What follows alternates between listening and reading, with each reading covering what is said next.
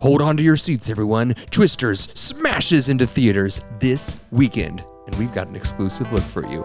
Let's chat.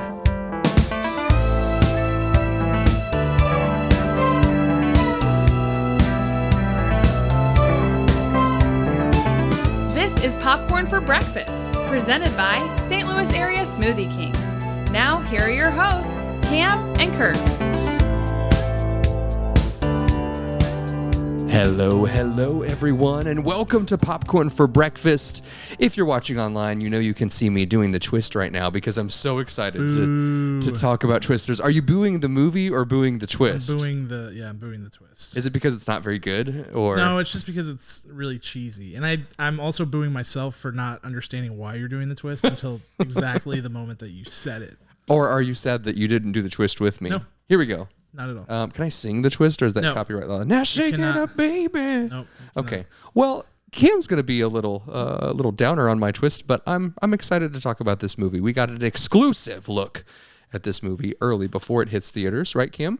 Kirk still doesn't know what the word exclusive means. I think that's well documented at this point. You see, Kirk, exclusive means we have something that nobody else has. Oh. Which, in a way, I guess our opinion is exclusive. All right. I'm coming around. I like that. That should be on a t-shirt.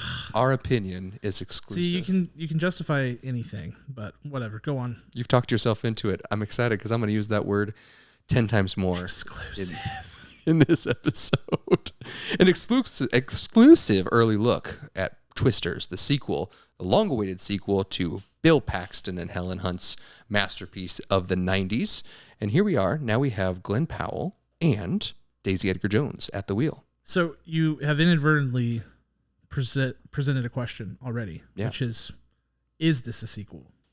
And we're going to keep things spoiler free. It says it on the thumbnail. We're going to keep it spoiler free. Yeah. But I think that's something that people are wondering. And I know it's been answered. I think the unofficial answer was like Glen Powell was like, this is not, this is its own thing. Mm-hmm. I would call this a sequel. What would you call it? I would absolutely call this a sequel. Yeah. I think the title too. I mean, it's like Twisters. Can't really escape that. Yeah. And yeah, it's not a legacy sequel in the vein of like Ghostbusters Afterlife or Jurassic World Dominion or even Top Gun Maverick, but certainly a sequel in my opinion. Definitely a sequel. Definitely. Not a remake. A sequel. Yeah.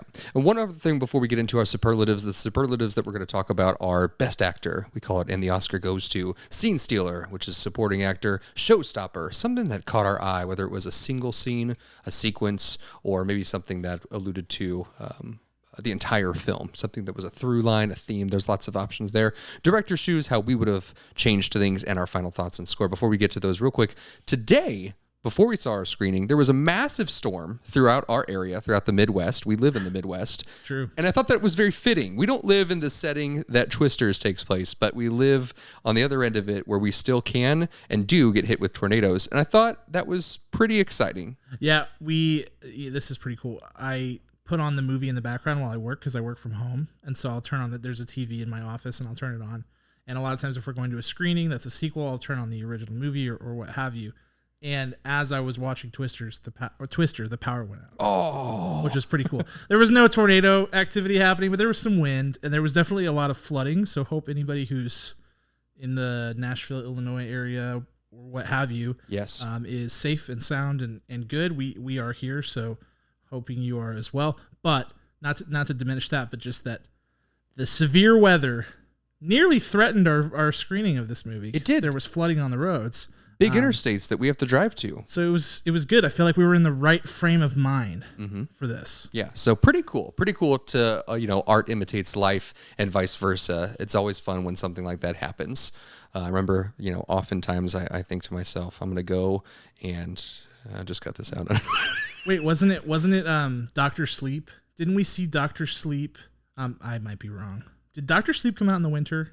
Yeah. I almost feel like we saw Dr. Sleep like in a wintry snowstorm. Yeah. And it was like you could hear the Shining music in your head. Like there was snow on the road. Yes. Maybe I'm making that up. I hope I'm not making that up. I believe it's all true. I'm going to believe it.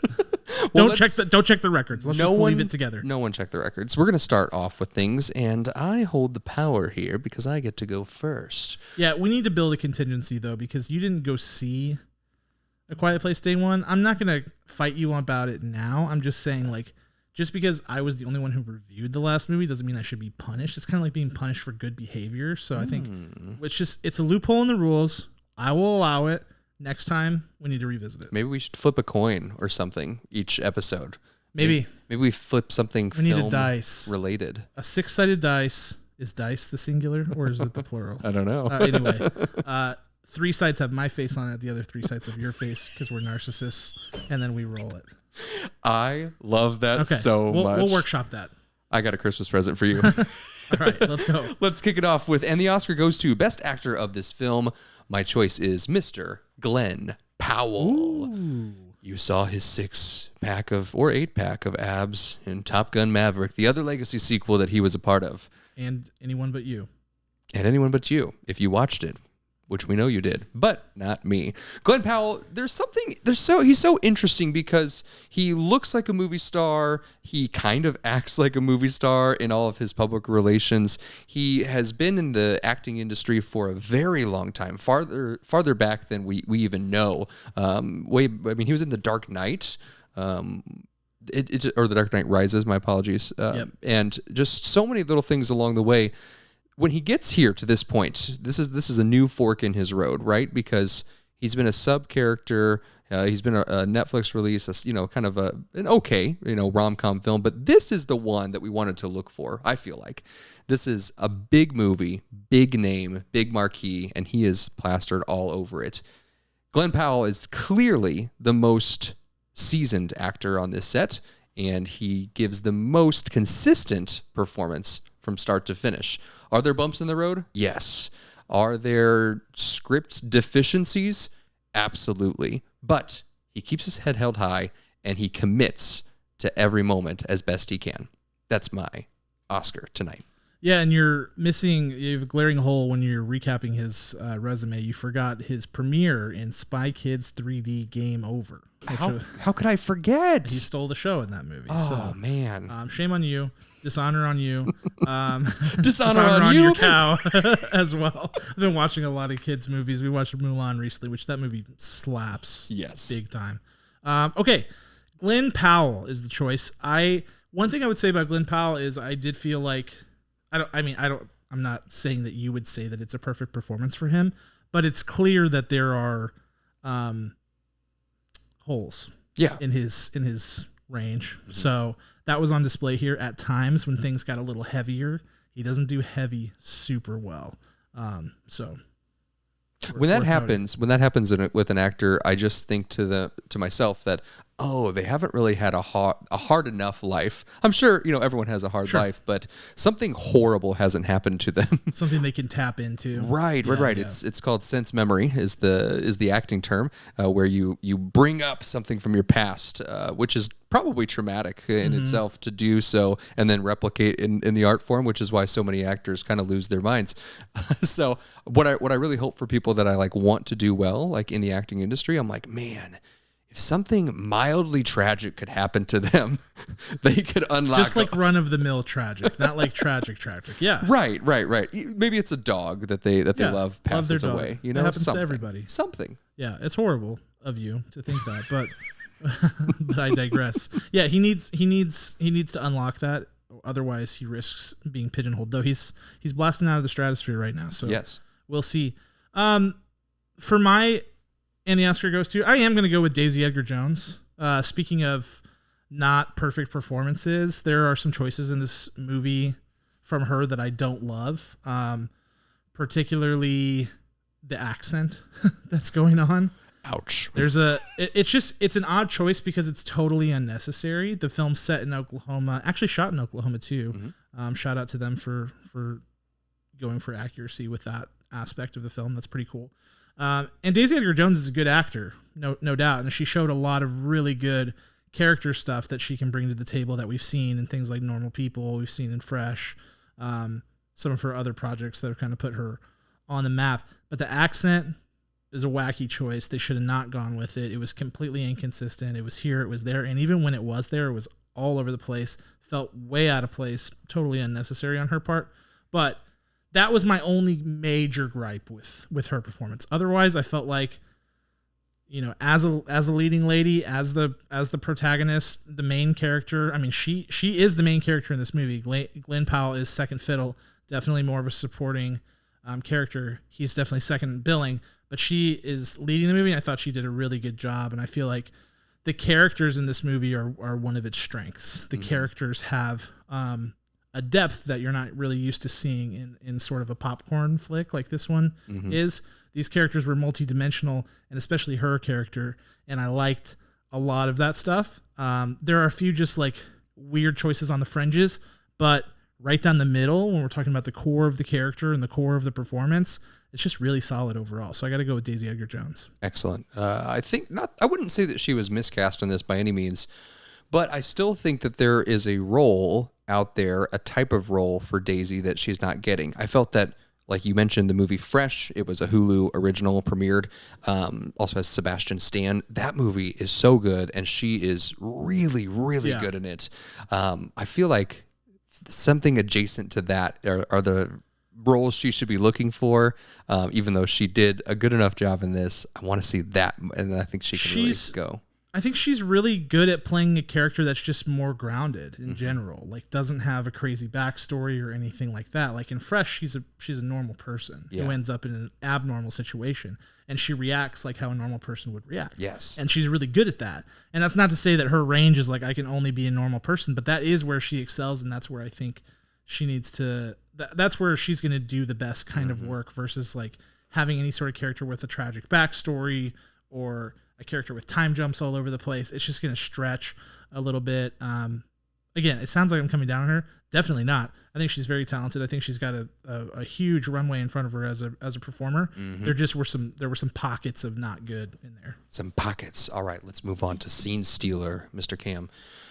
My choice again. I get to go first. I'm going to pick Mr. Anthony Ramos. You know him from the original cast of Hamilton, mostly. He's in The Heights, plays Usnavi in The Heights, the film. He's in a number of other projects that you've probably popped in and didn't realize that he was in. So check out his full resume. It's growing fast. Transformers with the Beasts. Yep. Transformers Rise of the Beasts. Yeah. An unfortunate movie and title, but he's making an acclaim right there. He's like, I'm here and I'm gonna make my face known. The only thing that I really wanted out of Anthony Ramos was to sing, because he's got one of the most angelic voices you've ever heard. Beautiful voice. Every time that I saw him, I just wanted him to sing something from Hamilton or from a lesser known musical, like What the Heck I Gotta Do. Yeah, 22 Chump Street. Oh man, I just love that tune. It was actually in my head every time he came on screen. Or is it 21 Chump Street? Maybe, I don't know. One of the two. Look it up. It's written by Lin-Manuel Miranda as well. I really liked about half of his performance. Because I think that his character was written so poorly that he couldn't do anything else. But in the moments when he wasn't speaking just plot direction for the audience, that's when I was like, I tuned him out for those moments because I didn't want to get mad at him. And then when he was like really speaking as a character to the other people around him, that's when he shined. And they were in humorous moments, and they were in dramatic moments, and they were in the chase scenes of these storms that were happening. And those I was like really engaged with him. So I had to make sure that he got some notice today, because I feel like his performance could be pushed to the side just a little bit with these other two big names on the list here. Yeah, it felt like his vocal inflection was spot on, but his face wasn't doing the right things for me at times, like particularly in the heavier moments. And I think that that's just because he didn't have anywhere to go. You know, there was no like arc for him, really. I mean, there was, you could make a case. People are going to be in the comments like, he has an arc. He does. It's just, it's shallow. And I think that there just wasn't a lot of place for him to go to develop his character personally. And on a relationship basis. And so that held him back. Cause at times it was like the words you're saying I'm on board with, but your face is not there. But he's good. He's got some projects coming up, including Bob the Builder. So we'll keep Excuse me? No, yeah, I know. No, are you kidding me? Like he will be Bob the Builder. I believe. What? And I know that he's, I think, a villain in the Ironheart series that's coming out on Disney Plus. So he's got some interesting projects lined up. He's a talented guy. I think he's still kind of looking for his niche. He was great in the Heights. I thought he was fabulous in that, and I think he does well in those instances. So, yeah. Sorry, Anthony Ramos. I won't be thinking of anything except this Bob the Builder news. No, I know it's big. It's big. Just hold on to your hat. It's it's interesting. That was one of those ones that came across, and you're like, "Is this discussing film or is this disbussing film?" Yes, the parody account, but it wasn't. So that leaves me with the task of finding a different scene stealer. Good luck. I wasn't going to pick Anthony Ramos, actually. I had some issues, which I just stated. I'm going with Brandon Perea, who I didn't even know was in this movie until the credits rolled, and that's part of the reason that I'm giving it to him, because he appeared in Nope. Really his only major claim to fame. He was the guy who worked at the electronics store who helps Daniel Kaluuya and Keke Palmer set up the cameras at the ranch, and he's a riot in that movie, total scene stealer, every sense of the word. And in this movie, he's totally unrecognizable, but delivers some really good comedic moments, and just kind of stays in his lane and is a good character actor in this movie, and it works well. So that's really all I have to say about it. There's nothing crazy, but he showed up, did the thing, did it well, and it worked out for him. I kind of forgot that he was in Nope because of the stark difference in his appearance, and absolutely loved it. Him and Nope killed it. Had me just side splitting. There's one line in Twisters in particular. I'll let you guys find it. Also cracked me up. Very funny. And totally different character from the Nope character. So that's cool too. I give him props for that as well. Beautiful, beautiful. Next award to give tonight, the Show Stopper. This is tricky. Does it go straight to the CGI for the storms? Did they film real storms? Does it go to the production? The Spielberg is, of course, the producer. The Amblin logo shows at the beginning. It's very exciting. What gets the showstopper? And I have to say, there's a single scene that gets my showstopper because it's the perfect mixture of a storm and character development. I can't talk to you about it here. What I can tell you, it happens right about the halfway point in this film. There's lots of things going on. I can tell you there's a pool involved. That's all I'm going to say. Good. But it is the most critical point. It is the most capturing and captivating moment in the movie for me that I really, really enjoyed and appreciated, where everything came together and fit so well. When other times in the film, there's so many puzzle pieces that just kind of miss. You know when you get like a puzzle piece and you're like, I know this goes right here to fix my tree and my sky next to the carnival. And you put it in and it kind of fits, but maybe it got a little wet. And so you're squishing it in there and you're pounding it as much as you can. And it doesn't quite get there. That's what the rest of the movie kind of gets for me. But this one, perfect puzzle fit. You think I'm going to say something mean about your metaphor, and I'm not, because I do puzzles, and that's a real thing. Thank you. So good analogy. I like it. 10 out of 10. Had to keep you on your toes there. My showstopper, I think for me, it has to go. I alluded to earlier, they filmed this film in Oklahoma. I really like how they treated the storms with a sense of reverence that the first film did not. Like this first film, they worshipped the storms. They loved the storms, storm, whatever.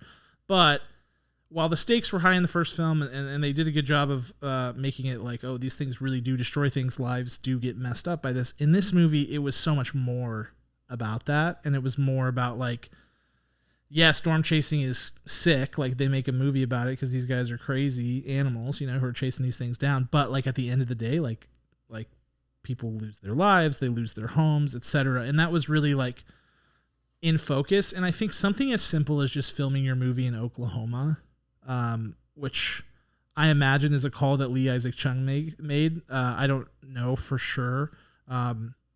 You were talking about it earlier in the car. Did he actually make that call? Yes, that was one of his. I don't know that it was a stipulation, but I think it was, as the director, he was like, this needs to be in Oklahoma. I love that. And Lee Isaac Chung, for those of you who are like, why am I acting like this is a big deal? He directed Minari, which was an Academy Award winning film back in the COVID-riddled Academy Awards of 2021.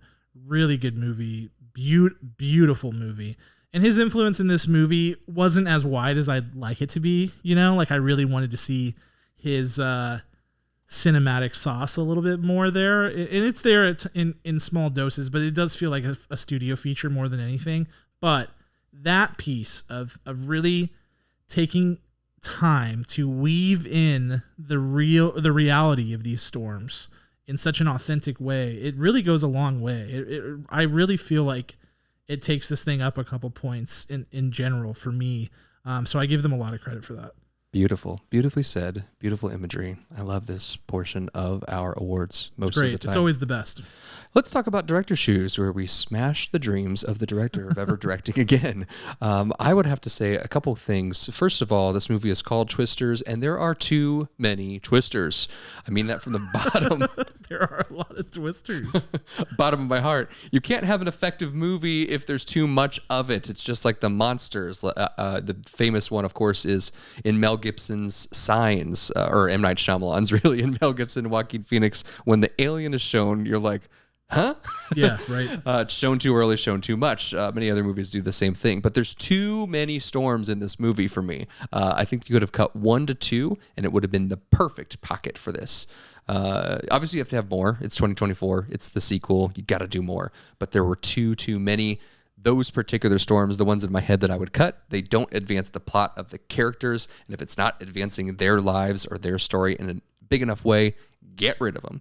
The other one is that there's too many characters in this film. It's fine to have a lot of characters, a lot of like an ensemble piece, but you can't weave together the core arcs of the big arcs that make the most sense of a film, and then make sure that all of your subplots follow suit. There's just too many of them, and it got too busy, and having to visit each one of them a little bloated for me. So those are my director's shoes. Yeah, good ones all around. I agree with a lot of that. For me, my director's shoes is that they totally lost the battle, in my opinion, between science and fiction. It's always a tug of war, particularly when you're doing a movie that's more closely rooted to reality. You have to play it really close, and they really wanted to make sure people knew that they knew what's going on with storms. Mm-hmm. You know, they really were like, we got it. We know what's going on with storms. But then it, because they went so far into it, at times it undermined other things, where it was like, yeah, okay, you know a lot about storms, and you're showing us that you know a lot about storms, but like you and I both know that's not happening in a storm, right? Like that thing that just happened that was supposed to be a huge like pivot or inflection point in the movie, that's not happening. So it's like you kind of got to pick and choose your battles. And I realize that's hard because people have a lot of information at their fingertips. Mm-hmm. And if you make a movie that's rooted in reality and talks about real scientific phenomena, you're going to get reddited to oblivion if you screw it up. And I think that's what they were afraid of. But by going so far, you make it look like, what are we doing here? Like, are we making a fun popcorn blockbuster movie where crazy stuff happens? Or are we making something that's deeply rooted in reality? You got to kind of pick a little bit more than they did in this movie. And it messes with continuity. It creates plot holes. It really kind of throws things in a salad tosser a little bit. Yeah, it throws the rhythm off. I feel like let us know that they're smart, but I don't need proof of it all. Like Good Will Hunting, I know he's smart. A Beautiful Mind, I got it. I figured it out. He's a really smart guy, but I don't need to know the secret sauce. Give me the Cliff Notes things for the things that make sense for the plot. Boil it down, but I'm good otherwise. Yeah, like a good example is my favorite film of all time, Whiplash, right? It's about jazz drumming, but it's not really about jazz drumming. You know, and any jazz drummer or any jazz fan or any drummer is going to look at that movie and go, that's not exactly right. And that's not really jazz. And that's not really jazz drumming. It's not about being fast. It's not about whatever. But the story is what they lean in more into.